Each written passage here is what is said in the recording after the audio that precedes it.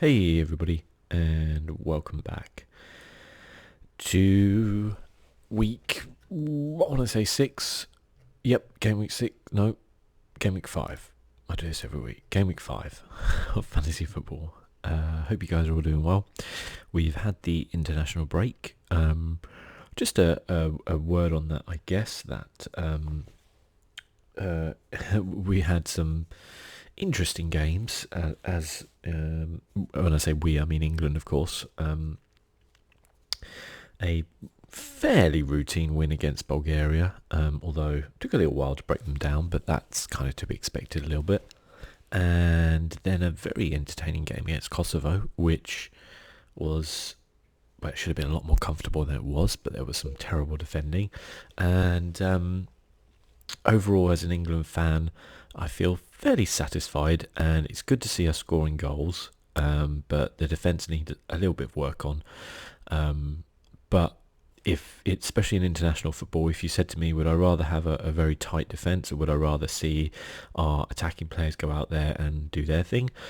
I think currently with the England squad, we have this abundance of really good attacking players, and maybe a shortage. I don't want to say shortage of good defenders, but maybe defenders which aren't in that good a form right now. So I'd probably rather see the attacking players go out there.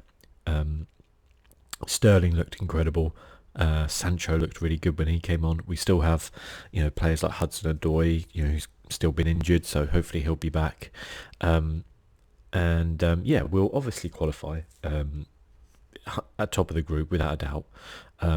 That's never really been a problem for for England, the qualification side of things, apart from when Steve McLaren was manager. But otherwise, it's looking okay for England right now. I'd say this is the most positive, like, for a sustained period of time I've been as an England supporter, I guess, for a long, long time. So yeah, that's good. But we're here to talk about Premier League, and it came back with, bang, definitely. Let's look at our points. So we got 45, average was 52, so slightly worse, but not disastrous. Had some very interesting performances here, really. We'll go into the games, but clearly there was a few results which were a bit like, huh? Unfortunately, Van Aanholt here getting me -2 points, thanks to an own goal. Garita didn't get anything for conceded 4. I don't think Zuma played. No, he didn't. No, he played 45 minutes, but didn't get anything because he conceded 2 goals. Maguire got a clean sheet. Alexander-Arnold didn't get anything, unfortunately. Sterling didn't get anything. We'll talk about Man City, don't worry. Guendouzi didn't get anything. Salah got a goal, and he was my captain. Was it a goal and an assist? No, just a goal. So he got double points. Jimenez didn't get anything. Abraham got a hat-trick and an own goal. Well done. We'll talk about him as well. And Haller didn't get anything. And then the bench was uninspired as well. So, Gomez was the player out. Zuma was the player in. But it got me nothing. I guess I could have had Douglas Luiz in there for a point extra. But, not really that happy with it. But it's fine, isn't it? If we go to the Plays League, I am still third from bottom. Over 100 points behind after just 5 weeks. That is impressive. Performance of the week, I guess. I see a 74. I don't see anything higher. That would go to Matthew Potts for Mats FC. Having, Aubameyang, cool, very good. Van Dijk as captain, weirdly. Not terrible. Fabianski on the bench, though. That's unlucky. Unless he had... bench boost was played. Okay, fair enough. So, that actually worked out pretty well then. Fabianski getting 10 points there. Pookie with... Pookie's a good shout at the minute. Aubameyang. Robertson did okay. Mount obviously did pretty well too. 70 points, very good result. Otherwise, everyone looked like they were pretty much around the same area, really. I think it was one of those weeks where it was everybody just kind of around a similar amount rather than some people, flying around. So interesting times, but there's some battles going on at the top there. Everything to play for. We're only in the 5th week. We'll have a look at the table in a bit. But let's talk about the results. I think the one we have to go with first is Norwich against Man City, because that was just the shock of the weekend, like the shock of shocks, really, wasn't it? In terms of things, we all love football because these things can happen. Anything can happen, in football. We've seen bigger shocks probably, and we'll see bigger shots in the future. But this was pretty big. Seeing a Norwich team who were without 8 of their first team players playing against a Man City team who have just looked very, very good all season. Are they the high scorers in the league? Hadn't conceded that many goals either up to this point. And Norwich fully deserving their win. I mean, don't get me wrong, and this might, if you're a Norwich fan, this might upset you. This game could probably be paid another 99 times, and Man City would probably not lose any of those games. But the stars aligned. I'm not saying Norwich were lucky, because that would be unfair on them. If they'd won 1-0 and weathered a storm, I'd say that was a bit lucky. But what they did was they took the game to Man City. They beat the press, and they scored 3 really solid goals. Man City, I mean, you got to say they looked terrible at the back. They struggled a little bit to break down Norwich, and they look very weak at the back. Everyone's talking about Laporte being missing, that being a big factor. And part of me wants to turn and go, well, you know what? One defender doesn't make a difference. But we kind of saw with Van Dijk last season, it actually does make a difference. I would say Stones and Otamendi are very good central defenders. Would I say they're necessarily 2 of the best in the world? As in, would they be, in most teams in the Premier League? No, I wouldn't. Excuse me while I have a drink.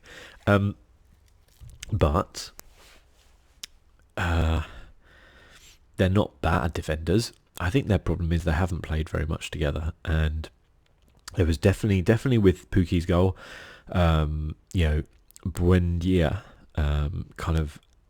it was terrible defending from Otamendi. He's just dithering on the ball, and Buendia just comes in and just steals it off him. It was like, I've seen that stuff at school level, where someone's kind of like got themselves caught up in their feet or whatever and dithered, and then someone's just run through and just whipped the ball off them, passed it back across, which was very smart play, I thought, from Buendia to Pukki to kind of like knock in. And just terrible defending from Man City, costing them. When Crystal Palace beat Man City, who, am I right in thinking, were the last team to beat Man City? We relied on what was essentially an incredible goal from Townsend. You all remember that goal. And I think Man City having a bad day. I mean, Man City had a bad day, but I don't want to take anything away from Norwich because they played very, very well. They still had 7 shots. They still had a good few passes. They, obviously, Man City had the bulk of the possession, etc., etc. But what Norwich did very well was they were stubborn at the back, and they broke very well. And they did, it's funny that, we've seen Norwich beat Man City, we've seen Crystal Palace beat Man City, by score, and Palace scored 3 against them. I believe it was 3-2 in that one as well, and Norwich now 3-2. So I think the idea that you're going to be able to stop City from scoring is probably wrong. Like, they're too good going forward. Like, those attackers are too good for them not to score. I can't remember the last time Man City didn't score in a football match. I'm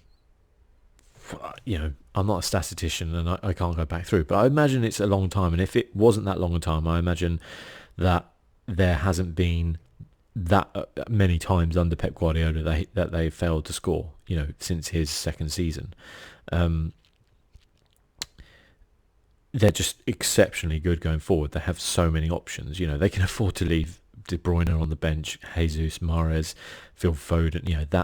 That ammunition, but you can get at them because at the back they do commit. Going forward, they do press, and if you break it, you can get at their back line. And would it be a different result if Laporte was playing? Yeah, it possibly would have been. Would he have differed like Otamendi? Possibly not. But it brings up another point, which is Man City went into the season with 3 centre-backs. A club of their resources, it's incredibly surprising that happened. They didn't really buy anyone. They brought Rodrigo, that was it. One of the things that Alex Ferguson did very well at his long period in Man United was, and the reason why I think, one of the reasons anyway, why he was so successful over a long period of time was because he never got complacent with his team. When teams win a lot, there is complacency that comes in. That's why you rarely see teams consistently win, time after time, because it's difficult. Because what can happen is, especially when a group of players get together, is that complacency can hit them, and then people get hungry around them because they've won it. They've won the league 2 times in a row now. What is there now? They can focus on the Champions League, and it leads to complacency. And maybe it doesn't. I'm not saying they're sitting around going, oh, Norwich, they're easy, whatever. But I mean, if there's that 1-2%, that can make the difference sometimes. And one of the things Alex Ferguson did was he refreshed the team a lot. He would bring in players. Sometimes you look at Man United team and you'd be like, they don't need that player. But he would bring them in for competition. He'd bring in hungry players who, would help to push those who perhaps weren't quite so, who were getting a bit complacent every now and then. He had players also in and around who, just had that winning mentality. Roy Keane, Paul Scholes, those sort of players constantly. Sorry, somebody's driving a tractor in the background. If you do hear that, I apologise. They're doing some grass cutting. And when I looked at Man City, I was interested because, yes, on paper you turn around and go, well, they literally didn't need to sign anybody. They have an incredible team, one of the best teams we've ever seen. But then you think about the psychology of it and you go, these players are, yes, I fully believe that Aguero wants to win the league, Silva, every single one of these players wants to win the league. But when you imagine bringing in a couple of players who are just incredibly hungry, that will wear off on other people. They will buck up their ideas a little bit, and he can rotate around all he wants, but that real kind of almost that slight fear when someone comes in. You think about it, if where you work or something like that, when you get that new guy come in, suddenly you get that little bit of like, ooh. You might be doing your job very well, but you're a little bit like, who's this guy? What's going to happen here? That little bit of bringing you out your comfort zone, which can just help. And I can look at Liverpool and go, yeah, Liverpool didn't sign anyone either. But what I see at Liverpool is a team who were defeated by 1 point last season and who are going into this season who look hungry, who look like they want that league and they're going to take the league. And I don't know if Man City have that hunger for a third season, on there. I'm sure Rodrigo's come in and he wants to win, but I don't know if that was enough to, get in there and shake the team up. I'm 100% sure Pep is, an incredible manager, one of the best we've ever seen. And if anybody can motivate this team to win, it will be him. But when you talk about margins as fine as a point last season, that little 1-2% drop potentially in desire, to win the league, you can kind of see why results like this can suddenly pop up out of the blue. I think I said at the beginning of the season that I thought Liverpool would win the league. I can't quite remember. Man City are still favourites, by the way. They're 5 points behind, but they're still favourites to win the league. Such is their, power. I think not signing a central defender was a mistake, or not necessarily not signing, but not having, because now if Stones or Otamendi get injured, who's playing there? They let some young defenders go on loan. I would question that and say, or why don't they have a clause to recall them, if that makes sense? Obviously, you don't expect your players to be out, but you have to compensate for that. Big teams who want to be the best team in the world, who are striving up there at the top elite levels, should have 2 players who play in every position on there. They pretty much have that, apart from central defence, where they only had 3 for 2 positions. And guess what? That's the one that's caught them out. They've got Zinchenko and Mendy who can play left back. They've got Walker, Cancelo. They've got an array of midfield stars who can play. They've got Jesus and Aguero, so that if injuries happen, if tiredness comes in, if complacency or form dips, they can replace that player with someone of very, very similar quality. Even Claudio Bravo is a really decent goalkeeper at the end of the day. And the one area that they didn't do that with, they didn't strengthen. Guess what? That's where someone got injured. It's unlucky, of course, and it's unlucky it's for such a long time. If it was 2 or 3 games, you'd probably be like, yeah, I could see that. But, Stones and Otamendi have got a lot of work to do on the training ground if they want to get, if they want to get, or if the team wants to win anything this season, they've got a lot of work to do, because that's going to be a very important partnership for the next 4 or 5 months, potentially. It will probably be too late for them to buy someone in January. If it gets to that point where they're like, we have to buy a defender in January, then I think that would be too late. They would already have lost the league, but we'll see. We'll see. But yeah, taking nothing away from Norwich, really good result. I had Norwich down to get relegated. Let's not get crazy. They have lost 3 games and won 2 this season. This was not a game they would have expected to get anything out of. Let's let's not kid ourselves here. When Daniel Farke's going through the fixture list, he's not looking at this game as one to win. He's looking at possibly Burnley or definitely Newcastle, those types of games that, he knows he needs 40 odd points this season, 38, 40 points to stay up. And he will identify which games, is most likely for him to get it. This was not one of them. So this is a bonus right now. And he'll probably be pretty happy with 6 points from 5 games, to be honest with you. That sort of form is actually good enough to keep you up, weirdly. And, I've said many times before, you just need 3 worse teams than you in the league to stay up. You don't necessarily need to play that well. And there's a few bad teams at the minute, or teams not in form, but we'll talk about that. So, massive, massive shock. Is this the beginning of the end for Man City? Absolutely not. They're still phenomenal. I feel sorry for whoever they're playing next. It's Watford, because they're probably going to get, the end of some aggression there. I would imagine these players had the rollicking of their life from Guardiola.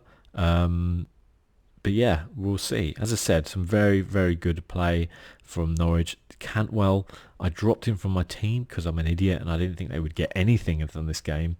I don't think many people did, to be fair.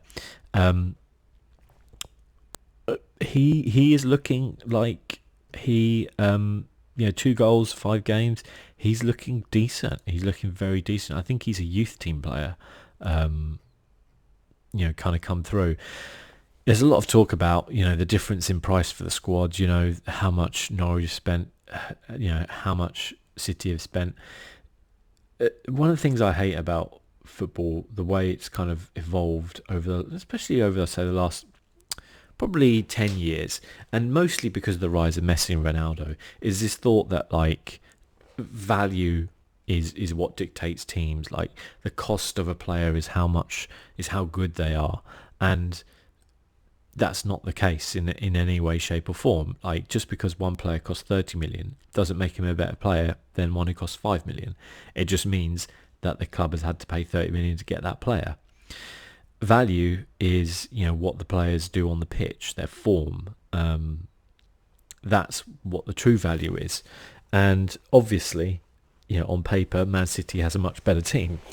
But that's on paper. And teams, team ethic working to a manager's exact specifications, doing exactly what he wants them to do, can often make the difference. And one of the things we see about the teams who have come up, specifically I'd say Norwich and Sheffield United, is that they play a way their manager wants to play, and that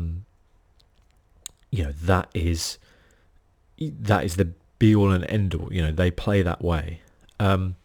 It's risky, of course, and it does mean that if those managers go, then those players, whoever comes in, that's a huge adjustment. So I wouldn't see either of the managers of Sheffield United or Norwich being fired, even if they go through a terrible run, because their teams know how to play one way. So whoever comes in, unless they play in the same way, will have a bit of a rude awakening. But yeah, fair play to Norwich. I kind of hope they prove me wrong. I only live an hour away from Norwich. It's a wonderful city. It genuinely is. I did some work there for a good few weeks, some training there, and I really enjoyed it. It's lovely. I'd live there in a heartbeat. It's a great city. Really good support for the football team, and definitely deserve to be in the top flight. And there's going to be, if they stay out, there's going to be a Daniel Farke statue, like I would imagine, straight outside the stadium, because it would be a wonderful achievement. And I hope they don't do a Huddersfield and stay up, and then don't invest in the season after, and then eventually just fade away to nothingness. I think Huddersfield still don't have a win in the Championship, but it's good to see them having a go. And I would say, but also let's not get carried away, because they could easily have lost that and been on 3 points and been in the bottom three. They need to follow this up with a good performance against Burnley, put it that way. That's the team directly below them, so that's something they should kind of be focusing on. And as for Man City, well, as I said, they've just got to get back to the training ground, get working on this Otamendi-Stones partnership, and go from there, really.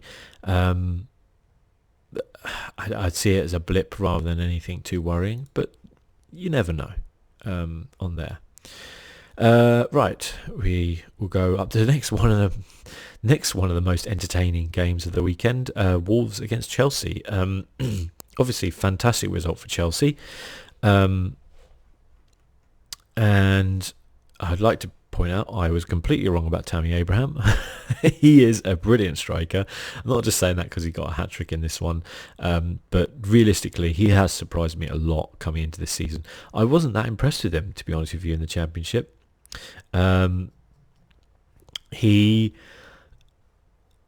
felt like he did okay in the Championship, but I kind of feel like, weirdly, I think he's a player who sometimes players get elevated when they play with better players, if that makes sense. And the Championship is a doggy league, it's not necessarily a league where you're going to be showcasing all your skills. It's more of a league where you're going to have to fight, all the way through. And I kind of feel like he's a Premier League player rather than a Championship player, because I wasn't that impressed with him in the Championship, to be completely honest with you, but I've been very impressed with him in the Premier League. He's really finished very well, whether it's, right foot, left foot, header, he's just really excelled, and he's looking like Chelsea's best striker for a long time. I was calling on Batshuayi to be that guy. I'm not anymore. So interesting. There's still massive problems at Chelsea. Conceded 2 bad goals. Their defence is clearly not, up to scratch yet. But you have to admit they're a very entertaining team to watch. Mason Mount looks brilliant as well. You see a player like Pulisic, Barkley on the bench, Pedro on the bench, being kept there by a guy like Mason Mount is kind of crazy, but he's totally deserved. What was that, his third goal? Yeah, his third goal. Has Tammy got 7 now? Let's have a look. Yeah, 7 in 5. That's crazy. That's a crazy start to the season. He got 5 in 31 on loan. How many did you get? I feel like that should show me Aston Villa, because he was at, no, sorry, 1920. Okay, that's weird, because he was on loan at Aston Villa last season, but it isn't giving me the stats of what he got, which is weird. But yeah, clearly he is, absolutely nailing and loving the Premier League at the minute, and that is, I think, coming from playing an attacking style. He's suited to that, clearly. There'll be tougher tests than this Wolves side. They're not playing well at the minute. They clearly have a hangover from the Europa League. I worry for Wolves a little bit. I think they've got the quality to kind of get through it and push on, but there is a little bit of a worry for them because they don't have a win, 3 draws, 2 losses. Just not necessarily they're starting to score goals, but just a poor defence in the last few games, really. And you wouldn't expect that because they were very good last season, that defence. Goalkeeper's very good, but just looking very fragile at the back and a lot of work to do. They've looked good in the Europa League, and that's probably the problem, a focus on that rather than the league. But we've seen it time and time again. I don't know why. I guess maybe I don't know why the Europa League has this effect on teams. We saw it with Burnley as well. I don't know what it is. It's strange, very strange. All Chelsea's Premier League goals this season have come from England under 21 players. That's crazy. That is crazy. Clearly, Tomori's goal was phenomenal, like brilliant goal. Wouldn't expect that every week. The weird thing is that Chelsea don't have that many English players. Traditionally, they never have. It's just the 3 they have it played really well this game. They got Barkley, who can come off the bench obviously as well. But yeah, I mean, I'll be very surprised if Abraham's not in the next England squad. Very surprised. And Mason Mount will probably continue. I think he was in the England squad, wasn't he, last time? But I don't think Tammy Abraham was. I can't remember. He didn't play anyway, I don't think. I think it might have been Callum Wilson over him, but I'm not sure. But yeah, Chelsea now up to 6th. Clearly conceding 11 goals is, only Norwich are worse than them in conceding, but scored 11, which is decent. But the defence is the worry there, and good win there, a rough win against Norwich. But unbeaten since that terrible Man United game. Liverpool next. That'll be fascinating. I don't see them winning that, just based on the fact that I don't think their defence is good enough to stop Liverpool. But if they really do kind of go for that, then who knows what could happen. I can't see. I think that they're going to play right into Liverpool's hands, though, really. Liverpool will absolutely have a field day against their defence. I have a feeling. We'll see. Yeah, so Tammy Abraham hat-trick, but also managed to score an own goal as well, which is just phenomenal. Just can't stop putting the ball in the net, can he? And yeah, Mason Mount with a really good goal as well. He's looking very, very good. There's a lot of talk about him from the Championship last season. But yeah, he looks like the real deal, I think. And when you're keeping players like Pulisic, Pedro out of the team, that's not bad going, is it, really? When you think about it. So yeah, good results there. But slightly worrying, I guess, for Wolves. Tottenham against Crystal Palace. Oh my god. I don't really want to talk about this other than to say that Crystal Palace was shambolic. Tottenham were very good. It wasn't just Crystal Palace being bad. Tottenham were very good. Very clinical. Son, we know he can play. Harry Kane will probably be annoyed he didn't manage to score. And Crystal Palace, we just need to move on and write that off as, there. Tottenham move up into 3rd. Probably the position they'll finish this season, but we'll see. Palace right back down to 12th. But with Wolves next, and who knows, we could get something from that, couldn't we, really? Yeah, we'll see. we'll see. I don't want to dwell on that because that was depressing as hell. Southampton beating Sheffield United. Fairly surprised at that, to be honest with you. Billy Sharp getting sent off. Yeah, not too much to write home about, really, from either sides. You know, now that leaves Sheffield United in 15th. Southampton move up to 10th after an atrocious start. I kind of always write Southampton off and they always end up doing all right, but yeah, you know, we'll see. Sheffield United, you know, they had that win against Crystal Palace, but then they've struggled a little bit. You know, that would be a game I think they would have identified as hoping to get something out of, for sure. You know, when I talked about Norwich and Daniel Farke, you know, having all the fixtures and looking at it, you know, he would be looking at this one as well. But yeah, you know,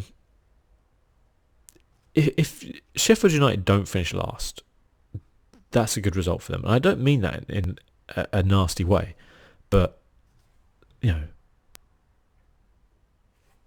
know, they haven't really invested that much. They have brought some players. They do have some good players, but you know, they're, you know, along with kind of Norwich in a way, is like if they do finish outside of the relegation zone, that's a fantastic achievement. We'll see if they do, but that would be a result that hurts them, I think, a little bit. And that's the type of one where you need to be getting something out of that, you know, a point at least. Man United, Leicester. I could have seen Leicester winning this, but fair play to Man United for kind of holding out on there. And yeah, from their point of view, this would be the perfect game for them, because they've had a game where you know, they've played against a tricky opposition. They've won the game. There was a penalty. You know, Rashford took it and scored. There was no issue there. When that penalty kind of came up, I was listening to it on the radio, and I was just like, oh God, you know, is this going to be the narrative here? You know, is this going to be an issue? You know, they've had some injuries as well. You know, they had no Pogba. I think a couple of other players are out. Obviously, you know, Ashley Young's, you know, had to come in at left back as well, which is not ideal for them. You know, Matic was playing in place of Pogba. And yeah, you look at Man United's bench is very young as well. Very young. So yeah, perfect game for them, really. And Leicester, yeah, I think they'll be really disappointed with that. You know, Leicester have obviously got designs on that top four, and you know, they've had some decent enough results this season without, I think, really blowing anyone away. The Spurs game will be a real tester for them of, you know, how good they are. A lot of people were really, you know, giving Leicester plaudits and almost giving them that kind of third place, you know, and just saying, oh, who else? But that's a setback for them without a doubt. They've got some very good players. I've always felt a little bit like James Maddison's slightly overrated. In there, a lot of people are saying like he should have played for England, but I'd put Mason Mount ahead of him currently, to be completely honest. But yeah, they just couldn't quite get in there. I think Leicester have got a really good side. I think they've got their best side without a doubt since they won the league. It's possibly even a better side than that. But yeah, they're going to be up there, but that would have hurt them, I think. And for Man United, that puts them fourth and relieves a huge amount of pressure off Ole Gunnar Solskjaer. Their form this season has not been good. You know, a very flattering 4-0 win against Chelsea, and then they've really been flat, I think, this season. Bad loss to Crystal Palace, you know, and then but that win that could spur them on a little bit. They got West Ham next, tough game, but yeah, we'll see. I think. Exactly the same though as Spurs. Look at that. Win, draw, loss, draw, win. So, interesting. Very interesting. Same goal difference? No, Spurs have +1. Yeah. Where are we? Results. Brighton and Hove Albion against Burnley. Don't have too much to say here. Pretty fair result. Very late winner from Jeff Hendrick, and I'm sure Brighton will be a little bit devastated by that, but Burnley are a type of side who don't give up, and you have to watch out for that, you know, on there. One shot on target, scored it. Okay, maybe Brighton didn't deserve to lose that game. I think Brighton are looking all right this season. In honesty, I mean, where are they now in the league? They're 16th. I think they've looked better than 16th. They've just unfortunately played Man City when they were in form and had a really shocker against Southampton. Other than that, they've kind of done okay. Newcastle up next. I would see them beating Newcastle, but you never know really. They've got to get a little bit of consistency, but I think this Brighton team is looking better than the last couple of seasons, and they've been okay the last couple of seasons, so we'll see. And Burnley just doing Burnley, aren't they, really? Just being Burnley. Need a win. Didn't get one since the first game of the season against Southampton, but Norwich next. That'll be a very interesting game for both of those teams, actually, to see where they're going to go. This type of thing, as I said, Norwich would be looking to get something out of, and the type of thing that Burnley would be expecting to get something out of. So, will be interesting. Liverpool against Newcastle. This was an interesting one, wasn't it? Because Newcastle took the lead with the absolute stunner of a goal from Jetro Willems. Anybody who's played Football Manager knows all about Jetro Willems because he was a very cut price left back who did pretty well.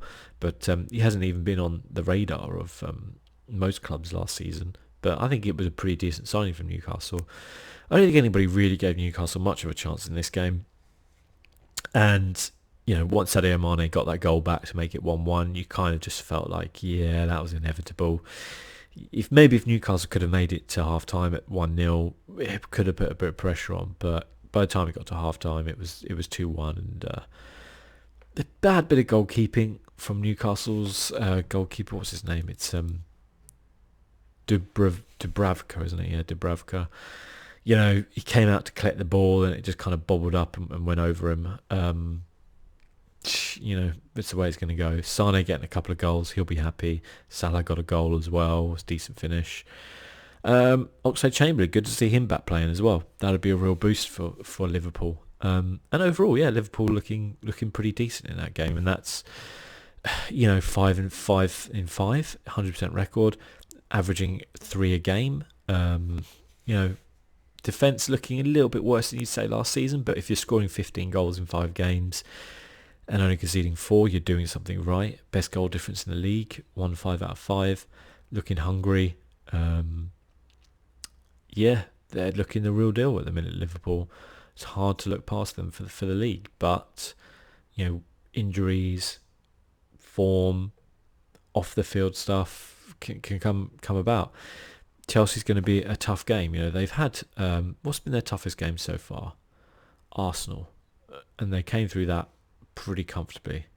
But Chelsea away, you know, you could say this is probably their first, you know, away test, you know, against one of the top kind of 6 clubs. I played Arsenal at home. Otherwise, I would say, like in all honesty, I don't want to take anything away from Liverpool. They've had an easy start to the season. Like in those 5 games, every one of those games are ones that I'm like, they should win that. I'm not saying Man City haven't at the end of the day, because they have, other than perhaps the Tottenham game. But, you know, now's when they're going to start getting into the, you know, the meat and potatoes of the league and start playing against some trickier sides than Burnley and Newcastle and Norwich and Southampton. Yeah, so we'll see. But they're clearly going to have a lot of confidence, you know, going in. And, you know, they've suffered an injury in their goalkeeper and Alisson. So, you know, they in the same way have had a very important player, you know, out their side, like Man City have. But yeah, you look at that bench for Liverpool, that is just crazy, isn't it? Any one of those bench players would walk into the Newcastle first team. I think Newcastle, I think they're going to struggle a little bit. They had that great win against Spurs. I just feel like that might have been a bit of a fluke. I think Brighton are going to beat them, you know. I think Newcastle are going down there. I don't think Steve Bruce is going to make January, in all honesty. I don't know if Newcastle are going to stay up, but we'll see. Crazier things have happened, because that's not even that crazy, to be completely honest. And then we're going to get into the Sunday games. Let's do Arsenal-Watford, because this was a game and a half. Arsenal. Never fail to give a talking point, do they? Like, never fail. Being an Arsenal fan must be mental. Because you're 2-0 up after 32 minutes against what was the worst team in the league, basically, Watford. You know, didn't have a win, nothing. New manager come in there, cruising, absolutely cruising. And then somehow you're so bad defensively, you let them right back in the game and have 23 shots against you in the second half. 31 shots in a game is a record for the Premier League. 23 in one half is a record for the Premier League. How bad are Arsenal? Arsenal have always been a possession-based side. You couldn't even get possession against Watford. Like, this is a team devoid of confidence because, yeah, they've been terrible this season. I mean, it's the same old, same old. We all know the problems with Arsenal. Defence. No leaders in midfield. See it time and time again. Good forwards, but decent goalkeeper as well, I'd say they could have lost this game if it wasn't for Leno easily. But yeah, just, my God. People... I think I said it at the beginning of the season. You spend like 70 million on Nicolas Pepe, and you spend 6 million on a defender when the area you needed to strengthen was defence. It doesn't make any sense, does it? You know, a lot of people are like, oh well, at least Dan Kroenke's finally spending some money. The thing is, he isn't. It's all on, pay over time payments. He's not. It's like somebody buying a car. And it's like a rich guy, buying his wife a car, and the wife's like, "Oh wow, look at him! He's just spent 10 grand on me. That's nice." And the guy's like, "Well, actually, I'm spending like £100 a month, over the next 10 years or something like that." And it's like, yeah, I don't want to say that that's like tight, but like if you have that money in the bank, and then maybe the wife's like, "Oh, can I?" Well, in that case, then can I get we need a new TV? And the guy's like, "No, sorry, I've already bought you a car." You're like, well, you haven't really spent any money on the car, You might have a good couple of million in the bank, but you haven't spent any money on the car. I don't know. It's a bad metaphor or a bad example. But my point is, like, fans are calling for Emery's head. I think Emery's a decent manager.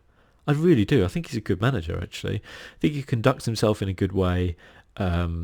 I think he has a set way of playing, and I think it will work. But for the fact they have idiotic defenders. David Luiz was a terrible buy. Terrible. You could have plucked someone out of their youth team. Put Callum Chambers on, for God's sake, and he probably wouldn't have given away that penalty. It's 2 penalties he's given away this season, David Luiz. Absolute shocker. I can't see Arsenal doing anything.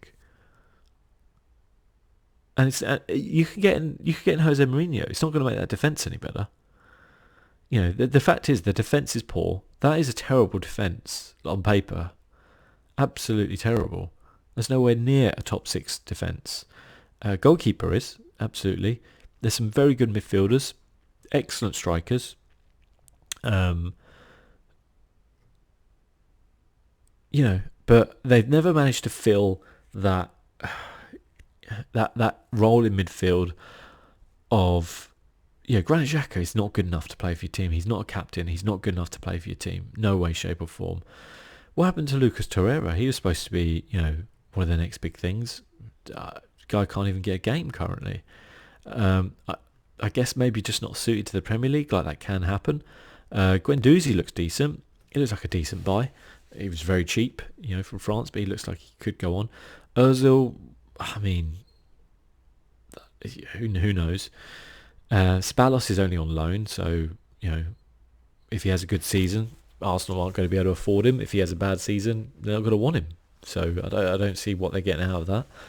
Maybe a player for a season in midfield that they need, but again, like, they're still paying his wages or still paying, a loan fee or whatever for him. So you kind of understand that. Spend money on your defenders because you just don't have any. They've got some good players, Willock, Reece Nelson, got some good young players, going forward as well. I don't think Ainsley Maitland-Niles is good enough defensively. I think going forward he's good enough, but I don't think defensively he's good enough, and he doesn't have players around him who can cover that. Who are, he has players experienced enough. Like David Luiz is without doubt experienced enough. I just don't think David Luiz is it's no coincidence that when David Luiz was at his best, he had someone like John Terry or Gary Cahill alongside him who were solid defenders and could allow David Luiz to express himself a little bit more. In that role, he's good. Socrates is not John Terry. Or Socrates, sorry. I don't know what you call him. Socrates, whatever. He's still not a good enough defender. Same as Mustafi. It's phenomenal to me in this day and age that a team like Arsenal is just, quite frankly, pissing away their history and legacy. People were calling on Wenger to be gone for a while. I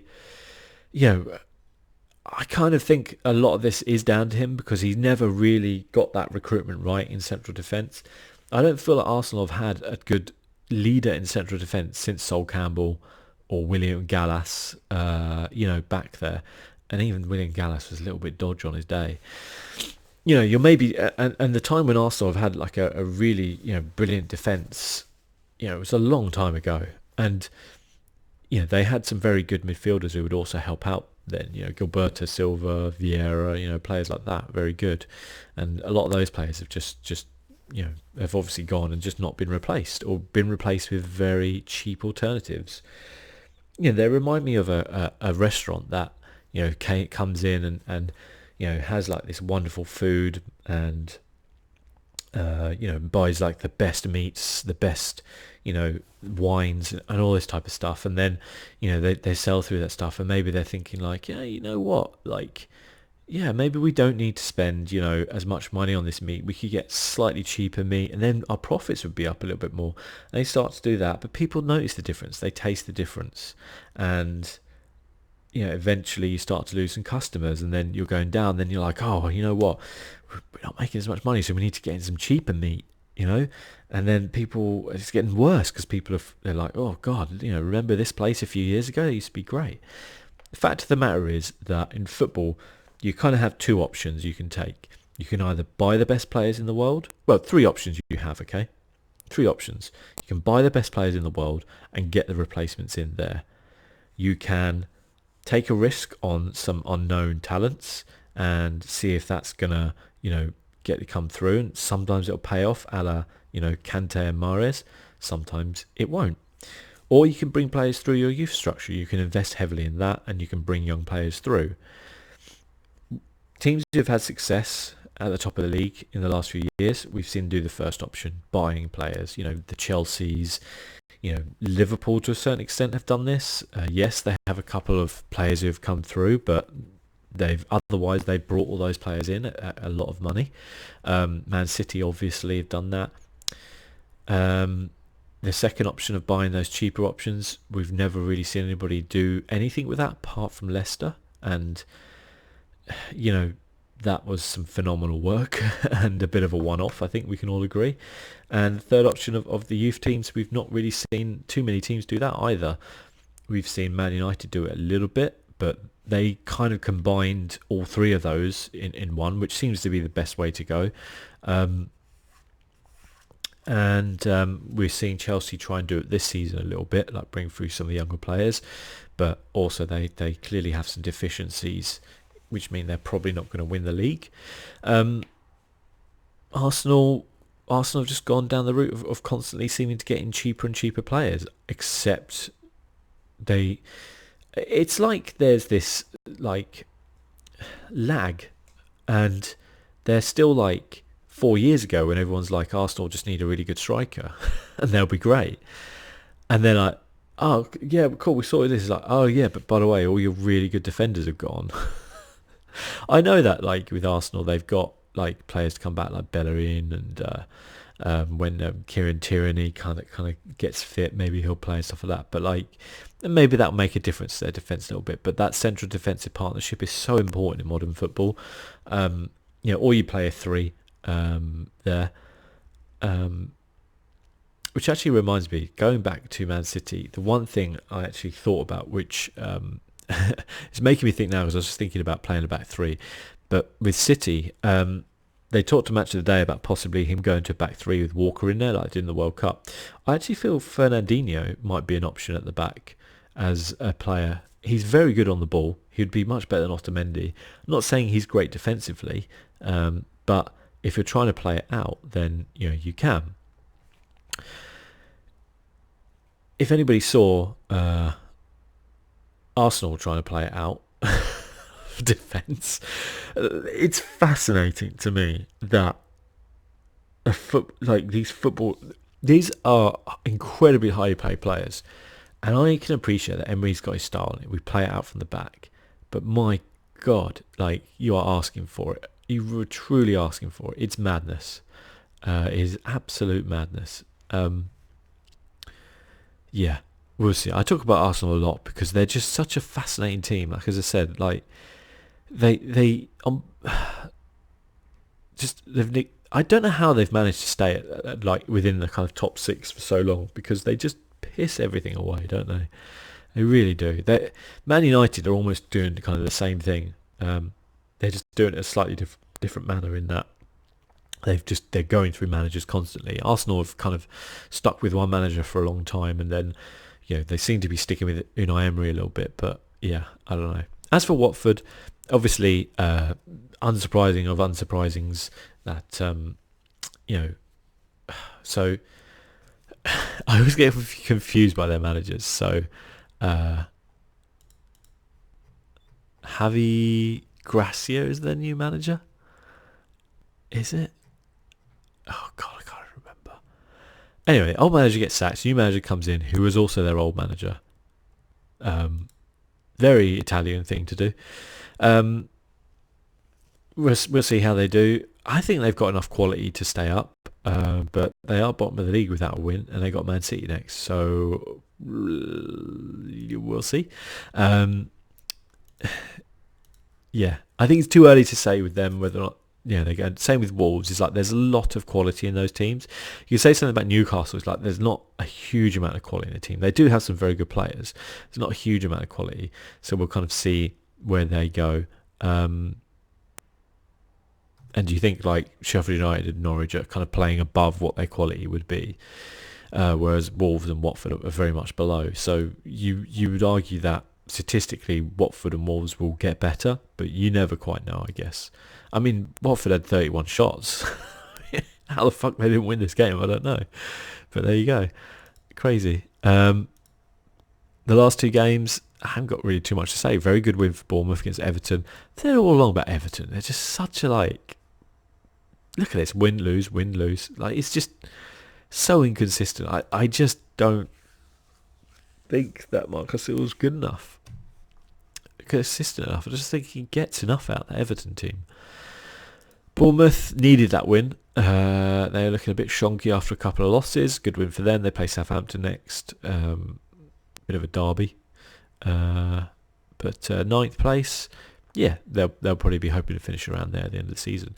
And Aston Villa 0, West Ham 0. I think West Ham would be very disappointed with that. That'd be the game they'd be looking to get something, get a win out of. But Aston Villa did all right. West Ham had a player sent off, which is never going to help you out, is it? But yeah, there you go. We have a look at what the games are next week. So Southampton Bournemouth Friday night, couple of days time. Got that's the kind of South Coast derby, I guess, very close to each other. Southampton Bournemouth. Southampton and Portsmouth have a bigger rivalry, but it'll take a while for those two to play each other.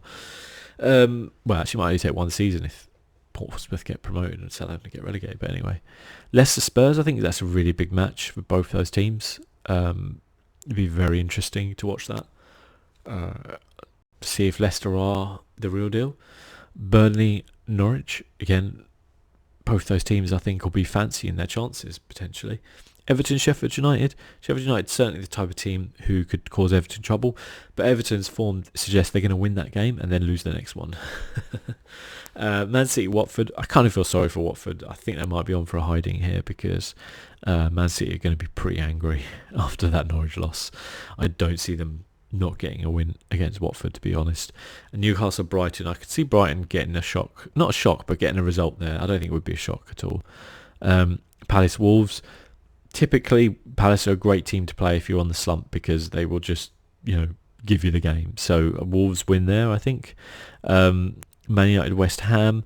Big game for both those teams. Like Man United just starting perhaps to get back on track a little bit. Good win.